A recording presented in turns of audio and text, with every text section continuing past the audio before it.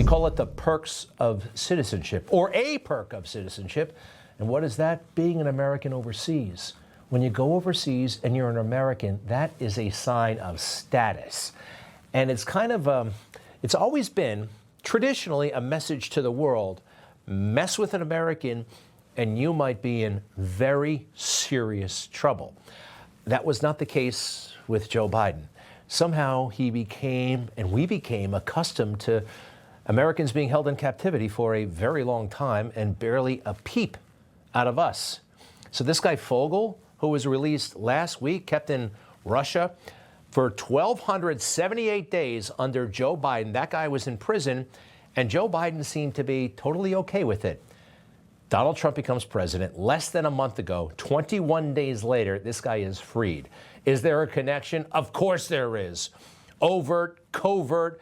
This guy held in Gaza 470 days under Joe Biden and counting. If he had been reelected, it would have continued. Donald Trump gets in there, boom. It's virtually instantaneous. These numbers, the comparisons, they're kind of amazing to see, right? More than a year. And Joe Biden was not applying any pressure, never said anything. If they don't get out by lunchtime Sunday, they are dead meat. Sometimes you gotta apply the pressure. He didn't know how to. They were too busy actually covering up for Joe's infirmities that they actually couldn't do the job, right? If half your time is spent covering something up, can you really use the office to its full capacity? I don't think so. But it's really beautiful. These hostages are so happy to be home and so grateful to Donald Trump. I was held for 484 days in unimaginable conditions. Every single day felt like it could be my last. President Trump, you are the reason I am home alive. President Trump, thank you. Thank you for your care and for making us all do the right thing. We will never forget your help. The history will never forget your generosity and leadership. God bless you and United States of America. אני אגם ברגל, הייתי שבועה בשבי החמאס בעזה 482 ימים. אני רוצה לנצל את ההזדמנות ולהגיד לך, הנשיא טראמפ, תודה רבה מכל הלב על כל מה שעשית ועדיין עושה עבור כל החטופות והחטופים. From the bottom of her heart, she thanks President Trump. That's beautiful. They would not be home without him in office. Yet there are some who will never come home. I can't believe it. That little baby, Kafir Bibas, I remember him from the early stages after October 7th. I couldn't believe they took him. And I'm like, there's no way they're not going to turn him over within, like, by the end of today. Confirmed dead, along with his mother and big sister. So what happens next? I think everything should be back on the table regarding these savages, Hamas. Don't you? Don't you? Kafir Bibas.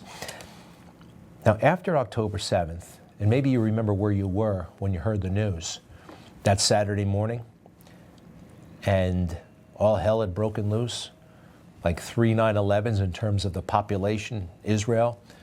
That day, President Biden was basically nowhere to be seen, and he kept a low profile that weekend. No statement on Sunday, no statement the following day, nothing, in hiding. And then when he finally emerges, he says nothing about Iran and nothing about the anti-Semitism, which at that point was flourishing in America and beyond. Hamas took and killed an infant child. And there are people in this country who think Hamas is the righteous party in all of this. It's disgusting. Mossab Hassan Youssef, have you ever heard of this guy? His father was the founder of Hamas, but he rejected Hamas, converted to Christianity, and became a spy for Israel. And here he is laying down some really serious truth about what's going on over there. I got canceled many years ago, some 15 years ago, when I started criticizing and questioning the scripture in Islam that encourages Muslims to harm and kill Jewish people. And I think the Jewish people are a very peaceful nation. that does not look to harm the Muslims. But at least I think that we have the right, you have the right to question and say, what's going on here? Why the scripture is inciting against the Jewish people? The world is doing about it. Fascinating, right? Again, his father was the founder of a terrorist movement, and he rejected it. One more. So we have a big problem that we need to wake up. And if we don't keep ignoring and denying the existential threat, then we will have to face it eventually when it's too late. Palestine depends on the destruction of Israel. If there is any definition of Palestine, it means the absence of Israel. This is what Palestine is. His story, and I think the story of the region, is told in a documentary about a decade old now, but still holds up. It's called The Green Prince. What an amazing perspective, huh? All right. Now this. The Daily Doge. It is awesome. The tally right now so far on savings realized by Elon Musk and President Trump and this Department of Government Efficiency, $55 billion. $55 billion. Now, certain liberals will say, oh, that's not a lot of money. Jessica Tarlov on the Fox News channel said at $1.40 billion is really not that much money. No. When you think about it. When I think about it, I think of this. A guy named Everett Dirksen, very famous United States senator, is, get this, $1 billion here, $1 billion there. I love that quote. Hey, $55 billion, that's 5.5% of $1 trillion. I think we're on the way, and it's great stuff. And when we send our taxes in, we kind of have an idea that somebody in the government is going to read that. Maybe it's a computer, but it could be a person. And Elon Musk is now a special government employee. And if he gets our paperwork, that's okay. We're okay with it. We trust him. We don't trust the IRS and those 40,000 agents or however many you guys hired. Take a look. But there's also concern by how much access Musk and Doge staffers have to their private sensitive data. But they have basically said, no, Elon Musk cannot start rifling through the data of Americans. That violates their privacy. It's a pipe dream. Everybody knows that we have virtually no privacy anyway. Anytime you walk on the street, your picture's being taken by 16 different cameras all the time. We gave up on privacy a long time ago. I like it. We don't have it because of corporate America. Elon Musk is not a threat to our privacy. This stuff, though, is a threat to our security. The crazy expenditures from USAID and more that are just coming to light. $19 million for biodiversity conversation. Not conversion, but a conversation in Nepal, home of Mount Everest, I believe. $1.5 million for voter confidence in Liberia. Nobody should have any confidence about anything in Liberia, all right? Liberia is so incredibly fouled up. Sorry. $2.5 million for inclusive democracies in Southern Africa. How's democracy in Africa going? I mean, for real here. Come on, let's be real. $9.7 million for the University of California, Berkeley to develop a cohort of Cambodian youth with enterprise-driven skills. Cambodian youth have that without Berkeley. Goodness gracious. $14 million for improving public procurement in Serbia. Okay. $20 million for fiscal federalism in Nepal, where that mountain is, right? $40 million for the Gender Equality and Women Empowerment Hub.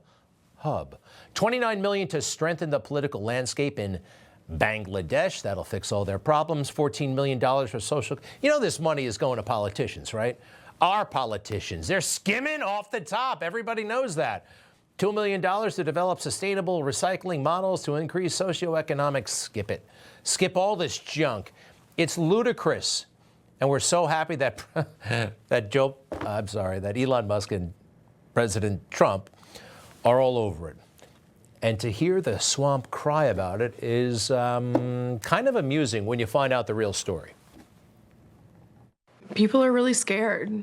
I think that 12 days ago, people knew where their next paycheck was coming from. They knew how they were going to pay for their kids' daycare, their medical bills, and then all gone overnight.